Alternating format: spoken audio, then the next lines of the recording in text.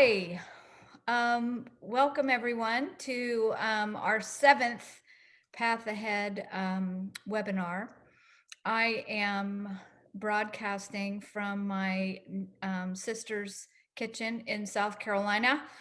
Um, COVID travel, COVID parent travel, um, and wanted to welcome you to our webinar this time, which is Outdoor Recreation for Rural Prosperity.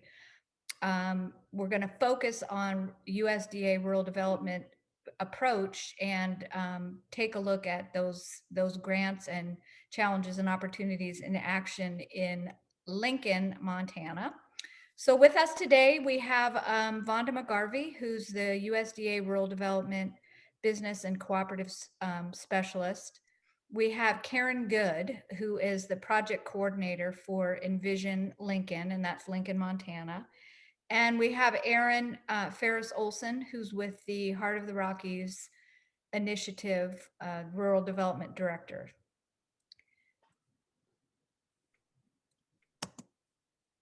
Oh, okay. So little housekeeping, if we'll take questions at the end. If you have any questions, information you want to share with folks, you can use the chat box. If you have technical difficulties, you can text your issue to the number shown here, 406-200-8240. A little bit about the Path Ahead webinar series. It was a brainchild of Rachel Schmidt and myself. Rachel's the former director of Montana's Office of Outdoor Recreation. She has moved on, but we have we took our learning summits and outdoor recreation innovation labs and converted them to a virtual format.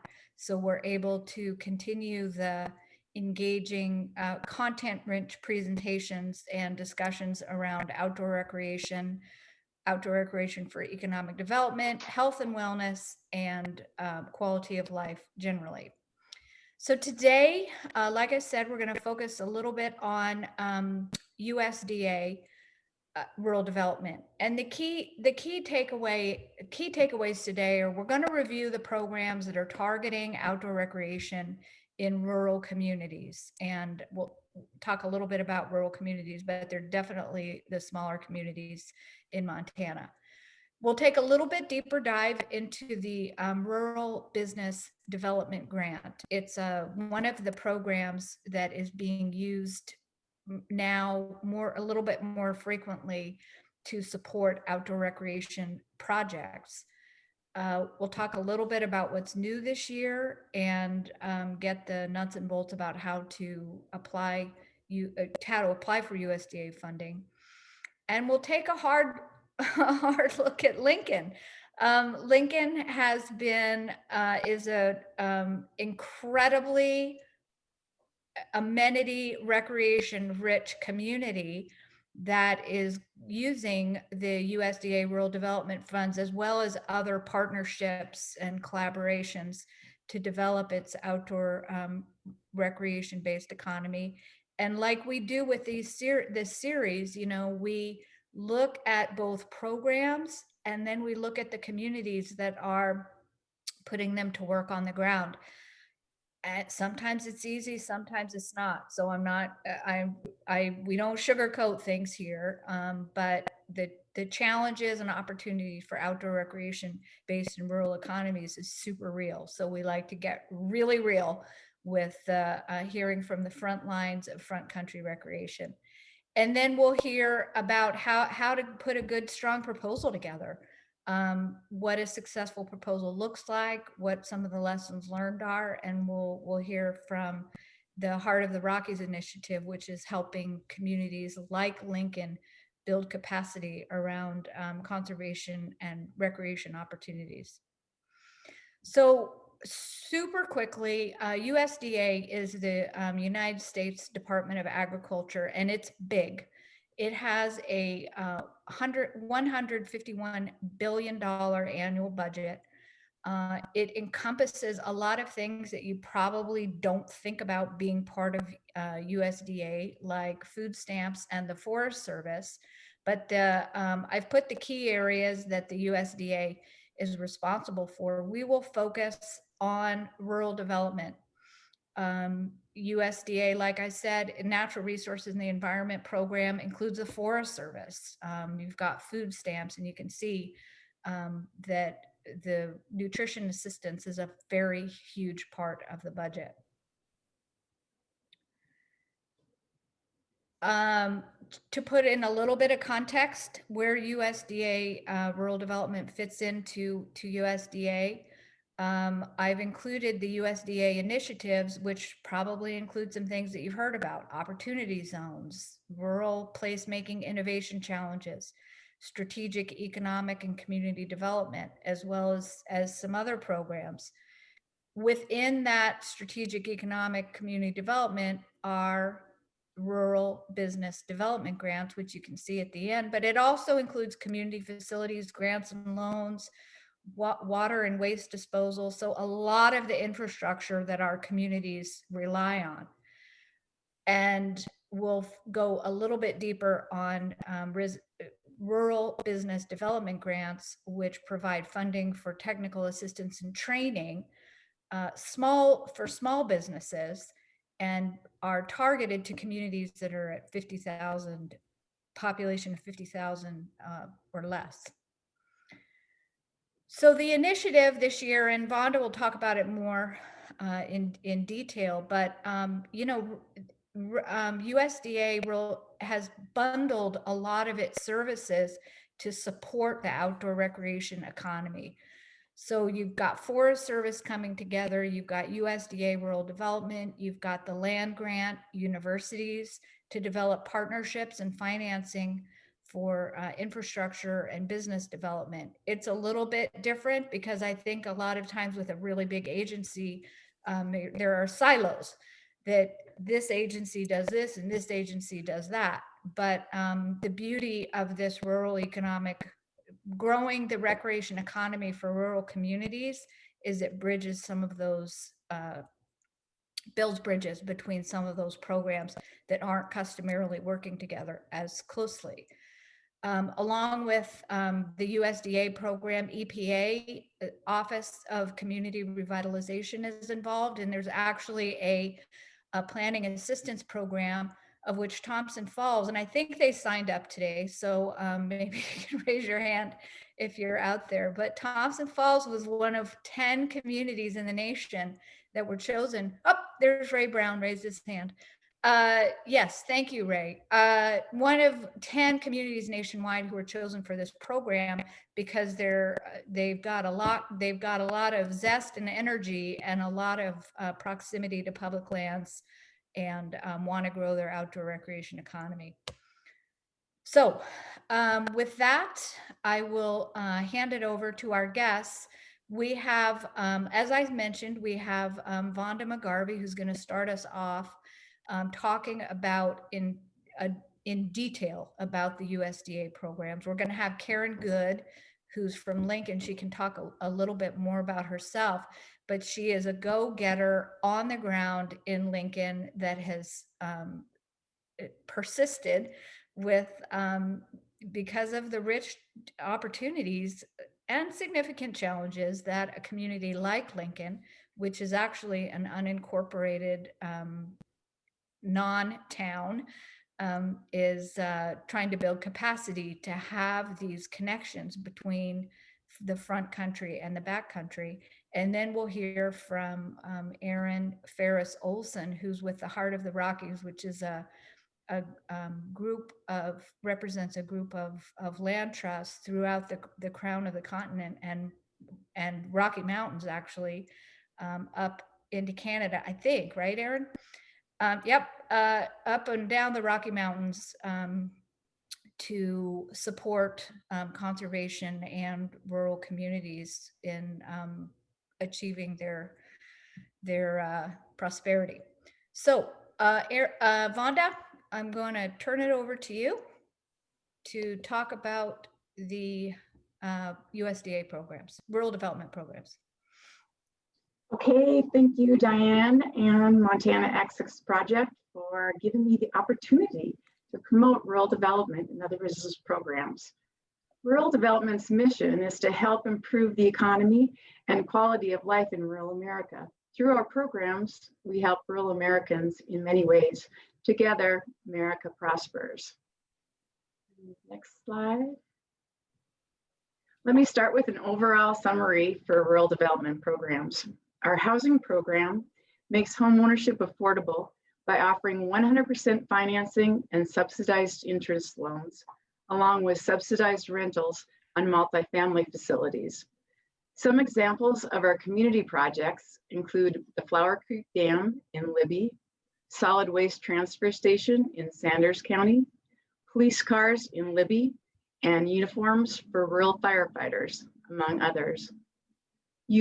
Rural utility service provides broadband, electric, and telecommunication direct loans and loan guarantees, and distance learning and telemedicine loans and grants in our underserved rural communities. Next slide. The goal of our business programs is to promote a dynamic business environment across rural Montana, including Montana's 7 reservations, through investment projects that create jobs, develop business opportunities, and help agricultural producers reduce energy costs and develop new products. Next. Business and industry loan guarantees are used by lenders for a guarantee for their loan, thus reducing their risk for their investment. REAP and value-added producer grants are the only programs where the recipients apply directly to rural development. REAP allows agricultural producers and small rural businesses to purchase and install renewable energy systems and make energy efficiency improvements to their operations. Value-added producer grants help agricultural producers generate new products, create and expand marketing opportunities, and increase producer income. Next slide. Oh, you're one ahead of me. Oh.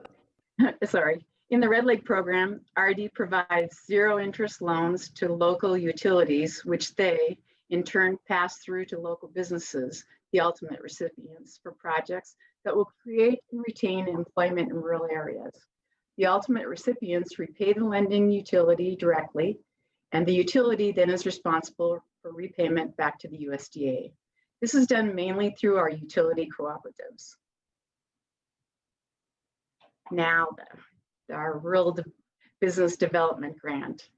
Our Rural Business Development Grant, or RBDG, this program is designed to fund economic development in rural communities for small businesses that have less than 50 new and retained workers and less than 1 million in gross revenue. Now I'm on the same one. As I said before, REAP and value-added producer grants are the only programs that ultimate recipients apply directly to RD. This is a map of our economic partners showing our economic development organizations across the state. This would be the organizations that you would contact to facilitate RD applications. Their contact information can be found at the MEDA website listed at the top. You would choose the developer that covers the area where the project is located. Here are some of the examples of how funds were used in the 2020 funding cycle for Montana. It shows a wide range of community development. It also has been used for developing business incubators.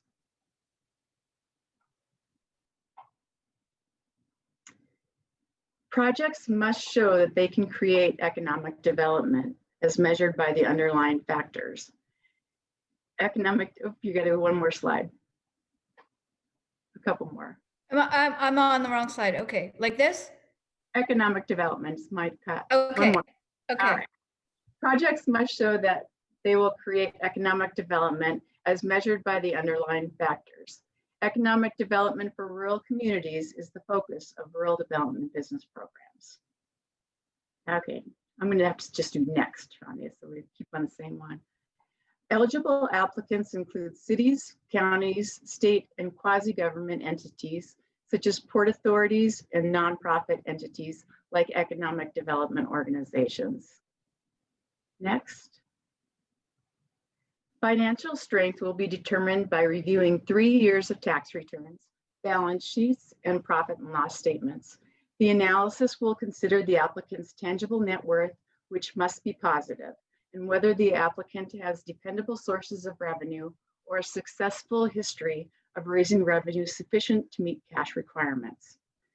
Evidence of experience would be employee resumes, certified statements from other projects they have completed, and previous work experience which is like the proposed project.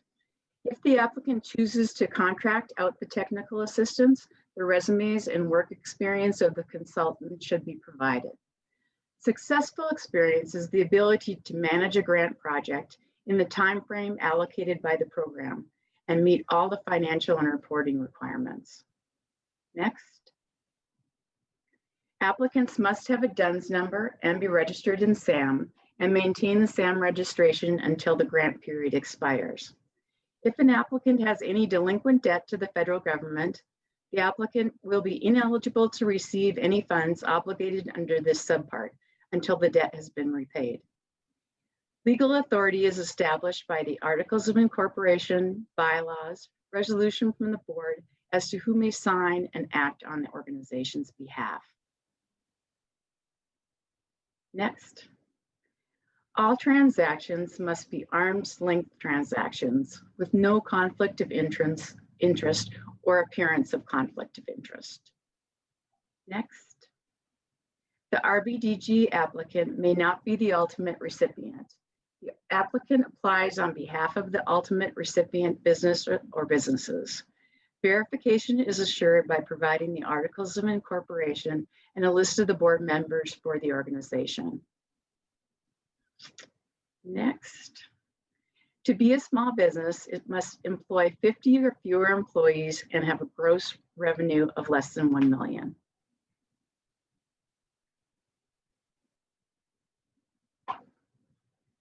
There are one more. Okay, I think you're on the same one.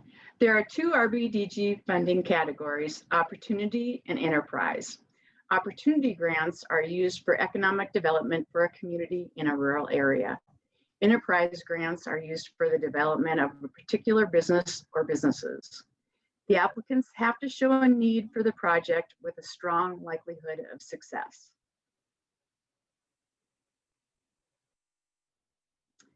Opportunity RBDG are limited to up to 10% of the total RBDG annual funding. Since there are less funds budgeted for this category, there's more competition for the funding, so it needs to be a strong application with high scoring. Since rural development wants to help the most needy in rural areas, we look at persistent poverty, population decline, and job deterioration of an area. Persistent poverty counties in Montana are Bighorn, Blaine, Glacier, and Golden Valley. Natural disasters must be declared by FEMA. These must be stated in the narrative to support distressed areas and be eligible for possible discretionary points. For construction projects, plans should include schematic drawings, equipment list, detailed construction costs, list of contractors, and drafts of contracts.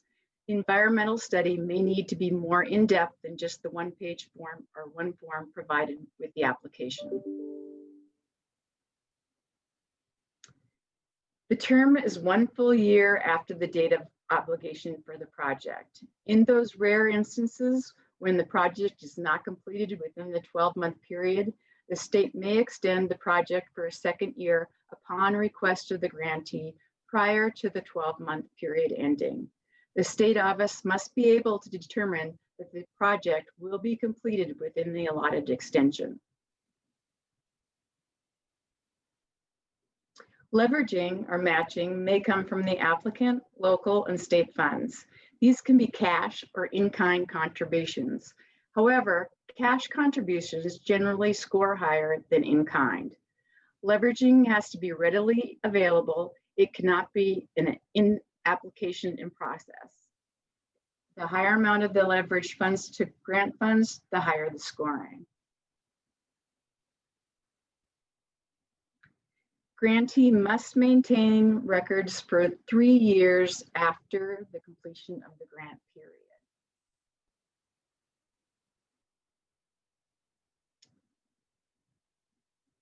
Yeah, one more on your slide. There. As I mentioned, there is competition of RDBG funds. Factors that are reviewed for scoring are evidence of job creation, percent of non-federal funding committed to the project, economic need in the area to be served, consistency with local economic development priorities, experience of the grantee with similar efforts, other factors described in the NOSA, or Notice of Solicitation of Applications. Next. Oh, there it goes. Here's our contact information for the rural development business cooperatives in the state of Montana. We go by region, and you would contact the person who covers the area in which your project is located. And I have a few website resources. I think that you've included those also, Diane. And with that, I'll turn it back to you. Thank you. That was fantastic. A lot of information. And I just want to remind people that we will have those resources both in this program, but we'll also pull them out and make them available on the website. So if you want to contact your local USDA office, local economic developer, I think, Vonda, tell me if this is right, but there are the best gateway to learn more about these programs.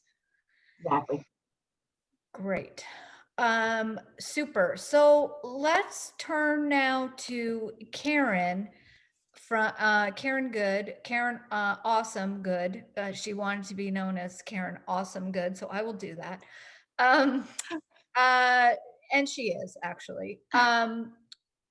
About Lincoln and some of the energy, the impactful work, some of the challenges and opportunities that Lincoln is facing in putting these and other funds to work. I think Vonda raised a really important issue about leveraging or matching, and I think a lot of times, as we've heard from other small rural communities, putting that that funding puzzle together, as Tina Oliphant from Libby called it, a puzzle, how you leverage private and public funds and certain types of public funds to be able to accomplish your goals.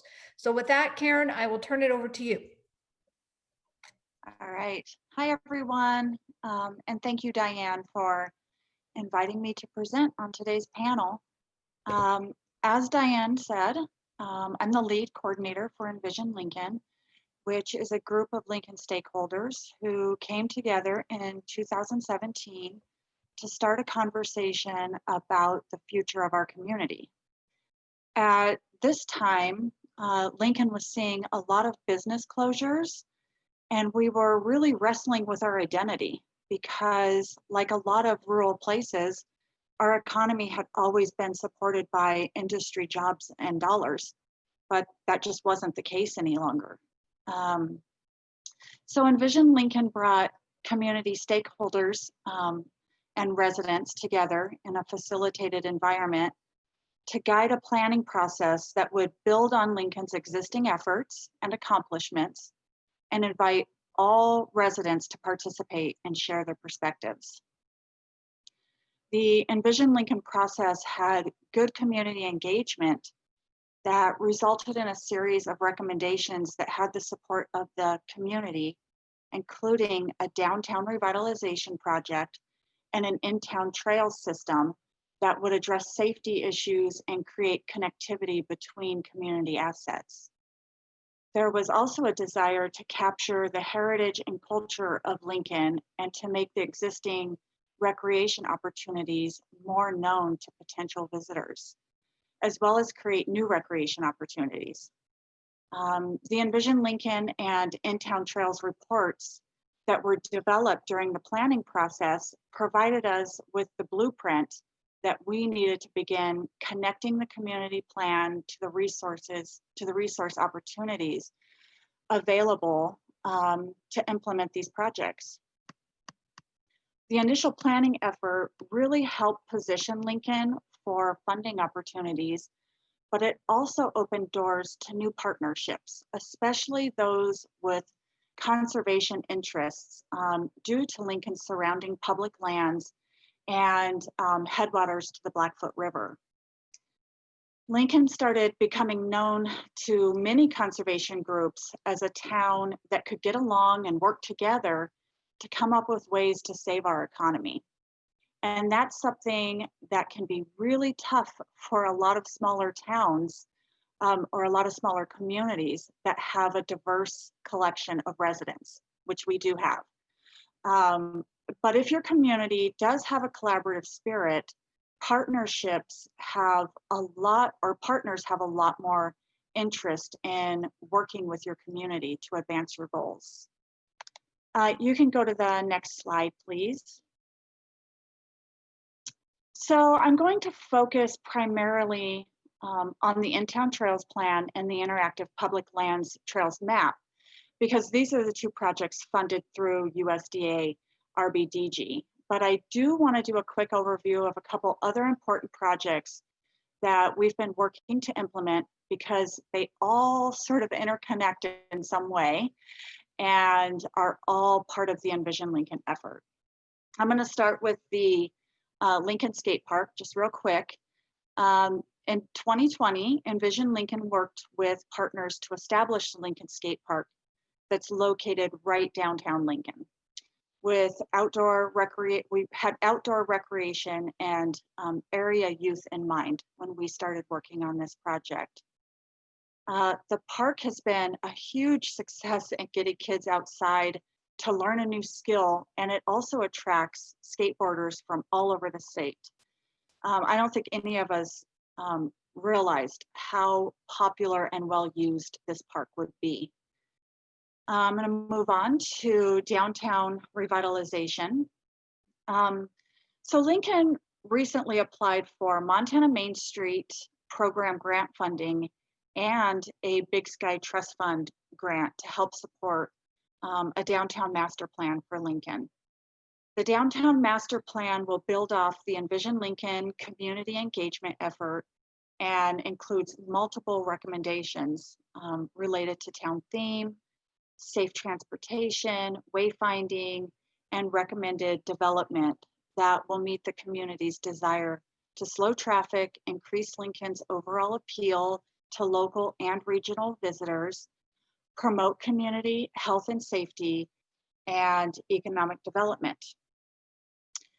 Lincoln became the first incorporated community to become a Montana Main Street member in 2019. So there are two projects that Lincoln applied for RDBG funding for, and I'll start with project one, and that's the Public Lands Interactive Trails Map. This project will create and publish an interactive online trails map of our existing recreation opportunities on public lands surrounding Lincoln. When completed, the map will be hosted on our newly updated Lincoln Chamber of Commerce website. The Trails map will provide information for nearby urban communities and out-of-staters who are looking for recreation opportunities in Montana. Although Lincoln has amazing recreation opportunities for hiking, mountain biking, snowmobiling, horseback riding, hunting, fishing, and ATVing, we haven't done a great job of marketing these opportunities.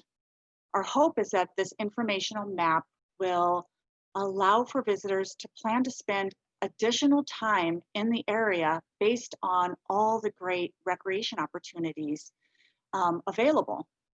We believe a web-based promotion of recreation opportunities will also sustain and increase local revenue, especially for the restaurant and hotel industries. The web portal will also display the proposed Lincoln in-town trail system as a way of promoting more activity in Lincoln. The second part of the USDA RDBG funding was to develop an implementation plan for the in-town trails project. So when Aaron Ferris Olson from Heart of the Rockies showed up on the scene, I'm gonna be honest and say that I had started to feel a bit desperate at that point, because I felt like we were losing some of the momentum we built during the Envision Lincoln process. I was only working a few hours a week at this point on Envision Lincoln project goals because my funding had dried up. The Envision Lincoln team wasn't meeting regularly anymore due to volunteer fatigue, and because of our funding options, and because funding options just seemed out of reach. But Erin came in and she encouraged me to start pulling the Envision Lincoln team together for regular meetings and to start planning to get at least one trail segment implemented for the In-Town Trails Plan by 2021. And she was going to look into whether or not USDA RDBG funds would be a good fit to help support the Trails project. So we got all sort of gung-ho and we started focusing on this one trail segment that had a lot of potential because it connected downtown Lincoln to a nearby community river park, which is a really popular swimming spot for area youth and families in the summer.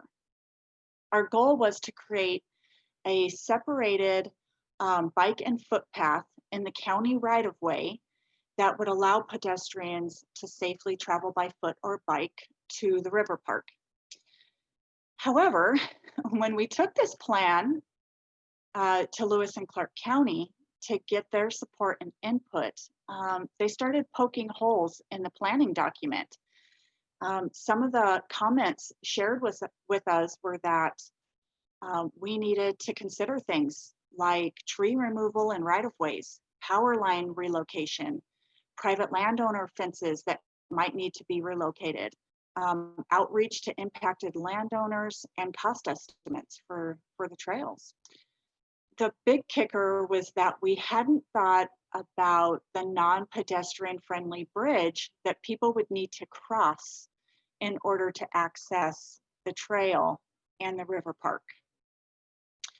At this point, Envision Lincoln realized that a more in-depth plan needed to be developed if we were going to find funding to support trail construction and get the support we needed from county officials to build trails and county right-of-ways.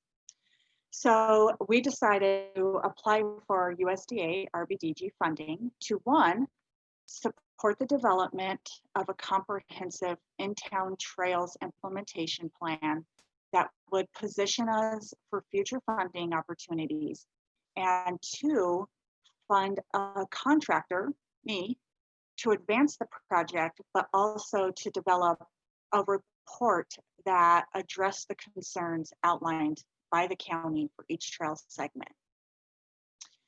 So applying for RDBG funding was when the pre-planning efforts and partnerships of Envision Lincoln really started to pay off, because we were able to show in our grant application that, one, our community had a robust initial trails planning effort through Envision Lincoln, and that the plan was well supported by community members. Two, we had the original planning document that laid the groundwork for the trails plan, including objectives and goals. Three, we had the in-kind match funds from the partners that had been working to advance this effort. And four, we had partnerships that were invested in the project. and willing to help with grant writing as well as contributing cash match, which made our application more competitive.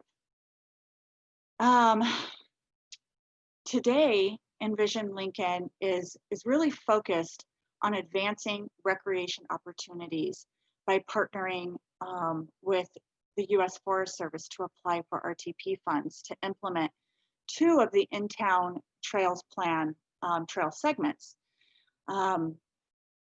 We've also hired a contractor to develop the interactive public lands trails map that will soon be available on the Chamber website.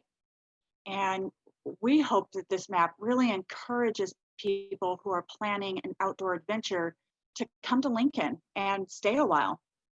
We've got plenty to do for more than one day, and that's kind of like what we're trying to show people.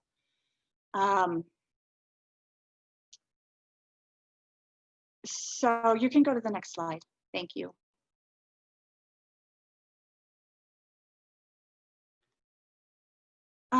So turning challenges into opportunities. I'm not sure how much time I have left, so I'll try to be somewhat short-winded here. But one of the challenges that Lincoln always faces is that we're not an incorporated place. There are definitely challenges to planning for economic growth in an unincorporated place. And I'll try to be brief because I might be short on time, and I'm not sure how many people on this webinar today are from an unincorporated community. But I would advise unincorporated communities to start working very closely with county staff on planning and informing them of project goals and details. You want them involved every step of the way. I would also advise that you start developing partnerships that will help with things like grant writing, strategic planning, and identifying resources. If you live in a place like Lincoln with conservation values, reach out to conservation groups who might be interested in partnering with your community. They are a terrific resource. We would not be where we are today without these people. Building momentum and capacity. If you live in a small town or an unincorporated community, capacity is going to be an issue. So start thinking about it right away. You will experience volunteer fatigue if that's your main source to getting these projects done, because it takes substantially more time. Plus it takes substantially more time because volunteers typically have jobs and families and other priorities. So I'd offer this advice. Look for grants that help support whoever it is that you want to move these project goals forward. For Lincoln, that happened to be me, but it doesn't have to be someone inside the community. You could hire an outside contractor. Also, discuss capacity issues with partners right away because they might have funding opportunities that can help with these issues or know of funding that your community could apply for. Building momentum in your community with a media campaign is really important. You can use social media as a platform, but I would honestly recommend using your local newspapers. They work great to keep the community informed and engaged. And it's a less combative platform. Be sure that you're visiting with your local Chamber of Commerce and other important organizations to keep them informed and interested in the projects you're working on. Host a community open house once a year to re-engage with the public and share project goals, challenges, and opportunities. And last but not least, start small, but dream big. This is important. If you're just starting to plan for the future, be sure to plan for big improvements to advance your community goals. That's really what's going to engage your community. If you're just planning for one little project here and there, people are going to figure you haven't handled and they're not going to get involved, and you may not even need them to. But don't get deflated if projects need to be implemented in segments. That's okay. Some projects are just too large to fund at once. Sometimes it even works out well because you'll learn from your mistakes the first time around. So the second time around, it'll seem like a piece of cake. Next slide. So this slide is just a representation of all the amazing partnerships that Lincoln has had over the years. And this isn't all of them, there are more, but these partners have really helped Lincoln to advance to where we are today. We really would not be here without them. I think that pretty much wraps up my presentation, but I am here for questions.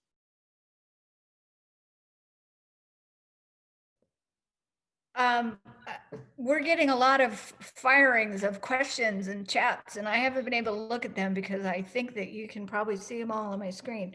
So, Karen, you just give me goosebumps when you talk about your projects because, you know, having been involved with the Whitefish Trail, which started, you know, in 2002, and we got our plan in 2004. You know, some of those things you're talking about start small and dream big and keeping people engaged and volunteer fatigue and but you know, finding those people who, in my words, can't not do it, who, you know, who stay standing are really and can pull together these partnerships that we'll hear about from Erin. Erin, I loved that you came in when Karen really needed you, and I look forward to hearing more about, you know, how the Heart of the Rockies is supporting this these kinds of projects, and helping bridge the gap between the communities like Lincoln that have immense opportunity, but you know, some challenges, and you know, how we're getting that done. I have to say another thing too. I mean, thinking about you know, like the Whitefish Trail, which I have been involved with since the beginning. You know, it crossed a lot of different types of properties. So when you talked about like easements and right of ways and fences, and, you know, sometimes it just takes an expert to help get through the technicalities of some of those issues. I think the Forest Service is a little bit easier to deal with. But you know, some of the issues with private lands and state trust lands and other types of right of ways and transportation right of ways are challenging. So Erin, I'm going to turn it over to you, and you can talk about how you build bridges between the USDA funding opportunities and communities like Lincoln. Sure. Thanks, everybody. Hi, I'm Erin Ferris-Olson. We can just go to the next slide. I grew up in between Boring and Estacada, Oregon. I don't know if any of you know where that is, but it's in what used to be, you know, berry fields and logging area. And one of the reasons why I don't live there now is because of the rapid pace at which the community transitioned. It's no longer really an affordable place for my family, and so I just want to share that I've seen transitioning communities, and I used to go to the Timberfest when I was younger, and although the Timberfest still exists, mostly that area is now known as a recreation area, primarily for the people of Portland, but also visiting folks. So I can see the impact that recreation has on rural economies. And move to next slide. The big picture of our program is, you know, that conservation success is inextricably linked to the health of communities on the landscape. So Heart of the Rockies is a partnership of land trusts. Diane was correct. We're across what we call the Heart of the Rockies region, which includes Montana, Idaho, Wyoming, Eastern Washington, and over to Canada. And, you know, there's just many themes that I'm sure you've I'm sure you know, that you've heard, that I've tried to list here, that create this big picture of how connected our economies are with our landscape. And so based on these shared understandings, Heart of the Rockies built a partnership with USDA, also in conversation with other conservation organizations and Montana Department of Commerce. Looks like my dog maybe wants to go for a walk. I'm sorry. And it's a 2-year proposition, really, 2 to 3 year proposition, where we are trying to explore what value added conservation organizations might bring to the economic development landscape. So next slide. So in the last year, we have observed that state, federal, and private resources are eager to invest in rural areas. As I mentioned in the previous slide, a lot of resources, because all of Montana is rural by USDA definition, a lot of those resources end up going to what we consider urban areas. So the opportunity to work in these smaller communities really excites those program staff. And so that helps, right? Because they are partners in developing these applications. We've also noticed, and it was what we anticipated moving in, is that there's just limited capacity in rural communities for developing those projects, for actually executing the applications, for coming up with match funds. A lot of these grants are on a reimbursement basis, so then cash flow is an issue, being able to pay out those contractors and receive reimbursements. And just the details of administration. I mean, Lincoln's a great example. There's not a city government, there's not a city staff. Another community I work in is in Troy, where there is city staff, but it's very limited. And so, you know, these are the reasons why we suspected rural communities were accessing these programs, and it's just proved to be true. You know, I thought that I would kind of learn through the communities I was working with on how to access these programs and just provide some guidance. It ended up being that I became a lot more involved with each of the communities because of the limited capacity and the need for an added person to help carry through these projects. So there is an opportunity, we feel, for land trusts and conservation organizations to fill some of those gaps. You know, Envision Lincoln's a great example of the Wilderness Society, and previously the Blackfoot Challenge, and we're looking at a partnership with Five Valleys Land Trust to say, okay, there's these nonprofits on the landscape that are interested. Can they step up and fill some of these capacity gaps that have been a limitation in the past? Great, next slide. So in terms of RDBG project development, this is kind of how I would kind of highlight it for someone who's having a first conversation with me about what they'd like to do in their community. First off, identifying that community need. And I would say, think about creating a deliverable that meets your planning capacity needs. So, you know, in my previous life, I worked on restoration projects, and there was capacity and project funding. And I just kept kind of racking my brain because they're not really different. And so I'd encourage you to think about that similarly here. Planning and projects, yeah, they're different stages, but you can't do one without the other. You got to have the project to keep the planning momentum, and you got to have the planning to have an effective project. So I would just encourage you, sometimes we kind of like undersell the level of work that it takes to pull off the on the ground impacts we want in our community. And so I just encourage you to think about those as connected, and be creative in thinking about how you can identify a project deliverable that has economic impact, but your process of getting there, your actual project that you're funding, is all of the steps that you need to get to that end goal. Encourage you to think about the economic story. Jobs grown or jobs sustained are the primary metrics for the USDA grant. And then, you know, there's other connected values, which my next slide kind of gets into in terms of community health and, you know, just sense of place. Think now about how you're going to talk about those things in your community, especially if you're coming from the conservation end of things. Match in-kind counts for rural business development. It affects the scoring. Vonda covered that. That's a tough thing for really small communities. So what I'm encouraging people to do is think about a comfortable commitment. It means the applicant is committing that amount.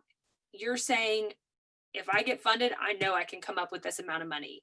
That may be money that you have in hand, or you can get some partners. One thing that we've done is had like a local nonprofit commit to a one-to-one match on a fundraising campaign. So it's an area where people get trepidatious, but I would just encourage you to think about how this is a reality of wanting to accomplish the project. The application itself, it is a lot of details. Oh, I kind of skipped over project roles, pardon me. Project roles, there's the applicant and the contractor, and I think Vonda made that pretty clear. But also with some of these projects, some of the best results come from local involvement. So, in our case with Lincoln, we actually ended up hiring a local coordinator to carry out the project. You can hire people from outside of the community, but be ready for this no matter what, to have a certain level of local involvement to get the results that you want. So having a committee that helps design the application and can then advise a contractor, that kind of thing. And all of that can be tracked as in-kind match.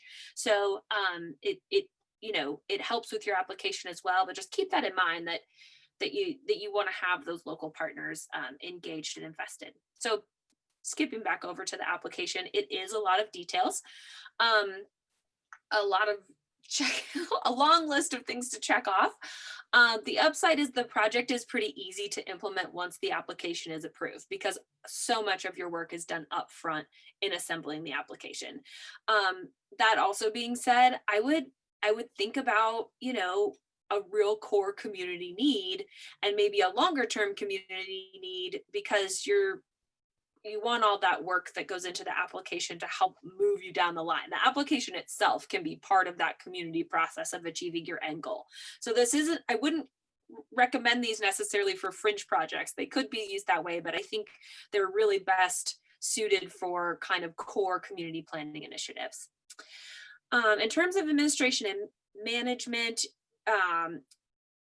requesting administration on the grant is a significant score deduction when you can compare it to some of the other scoring metrics. So if you can find a way to have administration done in kind, if you can leverage partners to help in administration, that could be really helpful in your scoring.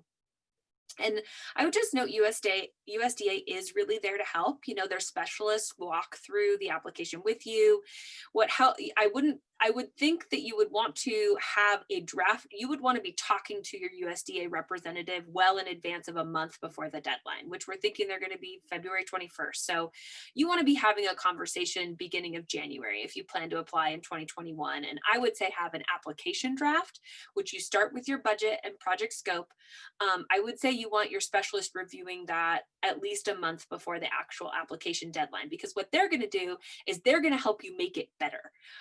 So that ultimately when it goes to USDA and gets scored, you're going to score the best. And I've had the experience of specialists kind of working with me right down to the end of the line to just, try to bump up my score as much as possible. And it's super helpful.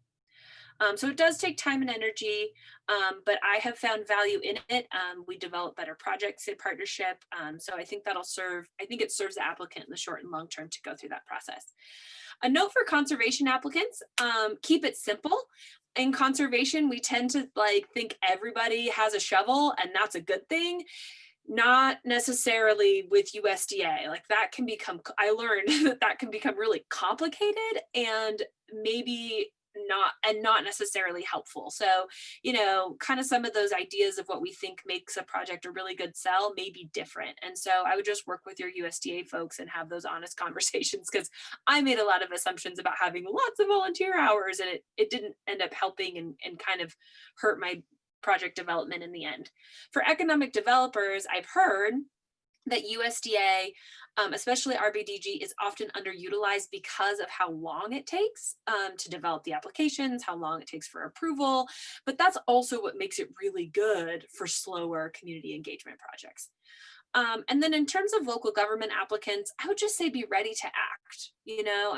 That's a thing. That's like dreaming big, like Karen said, but I've also seen a lot of communities kind of get stymied at this, should we press the button? And I just hope that if you're a local government thinking about applying or thinking about these resources, I would make sure that you really have your government officials behind you, because you don't want to go through all this work and then have people flounder over a $1,000 letter of commitment, type of thing. So, which happens.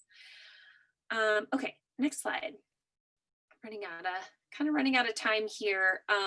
This slide basically just goes over, some of the shared values that we talk about in the partnerships that we've created. And a lot of these partnerships are people who are helping us direct ourselves to leverage resources, giving technical support. If you want to just click through the animations here, I just wanted to bring up a couple of other examples. So you've already heard about Lincoln. The next example, we were also successful in accessing USDA RDBG funds for an interactive online map and signage from the highway to recreation areas in Shodo. We're currently implementing that grant. Go ahead and click again. We're currently talking about a parks and recreation plan for the community and the community of Troy and the surrounding recreation area. And if you click one more time.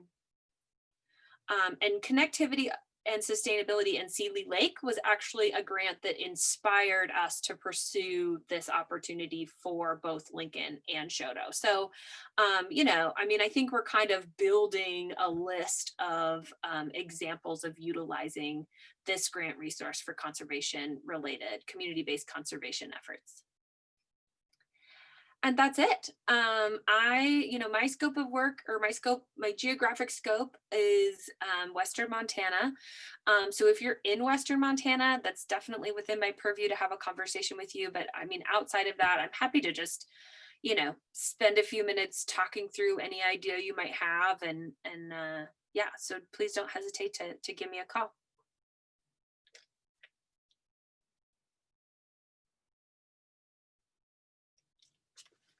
We made it. Thank you. With a few minutes left, and if folks want to, I have not checked the chats or the questions yet. If folks want to stick around, maybe perhaps our guests will stick around as well to have some feedback on what was presented. That was fantastic. This type of forum of matching, bridging, connecting, empowering communities, and particularly those communities that have to be more scrappy in how they put their resources together, I think is the wave of the future.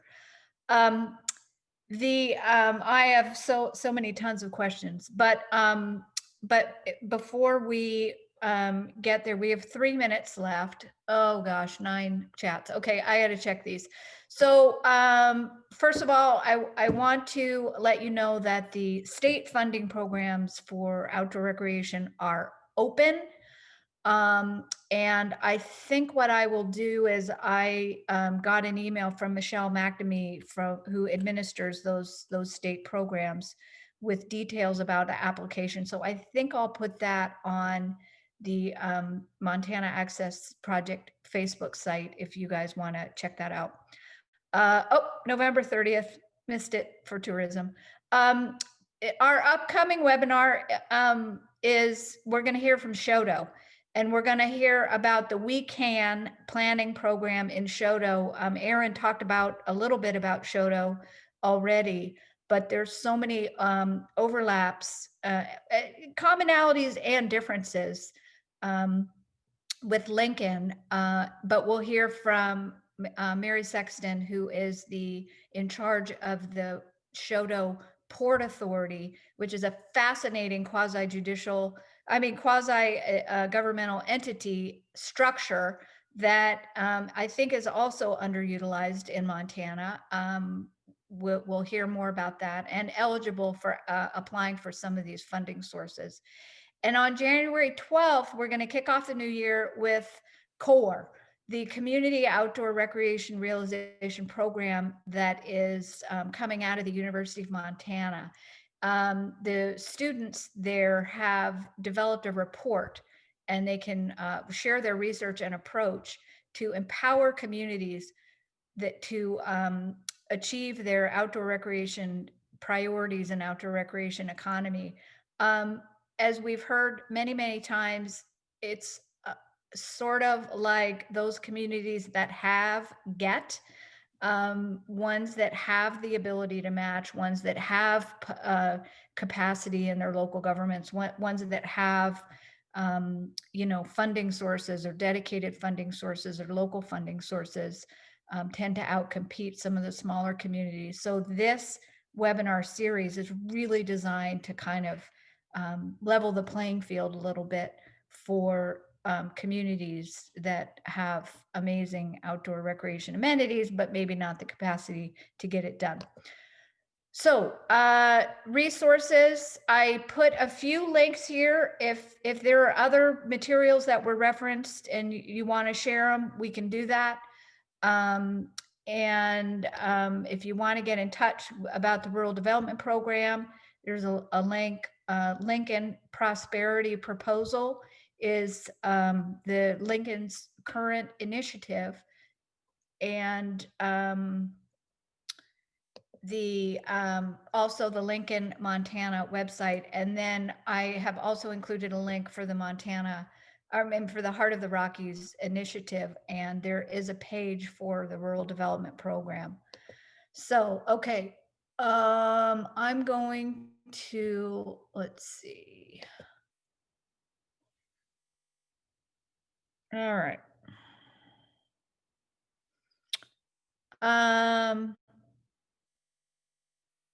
All right, there's a, let's see.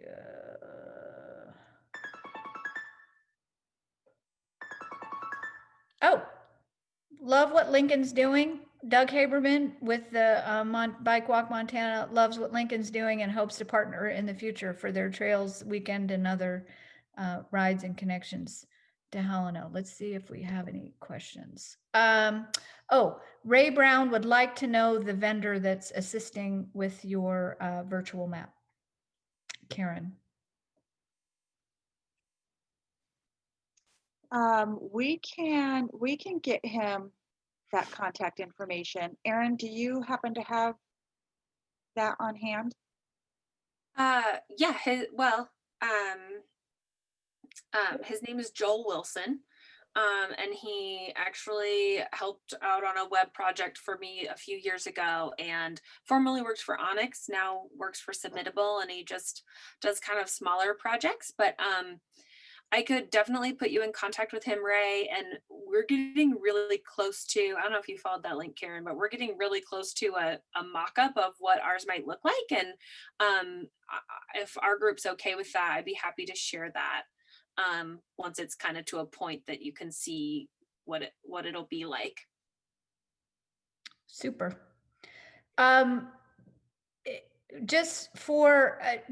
There is a Facebook page called Front Country Recreation Alliance, and it's sort of designed to sort of have these discussions privately.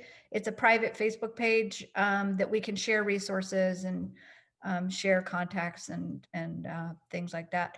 So we're over time. We answered the question, and I think we'll wrap up. So thanks everyone for tuning in today. And again, December 15th, we'll hear from Shodo, a little bit different angle, with their planning process, and hear a little bit more about port authorities and how they're doing good work to leverage their outdoor recreation economy. So thanks everyone. I will sign off now, and we will catch you on the 15th. Thanks everyone. Bye-bye.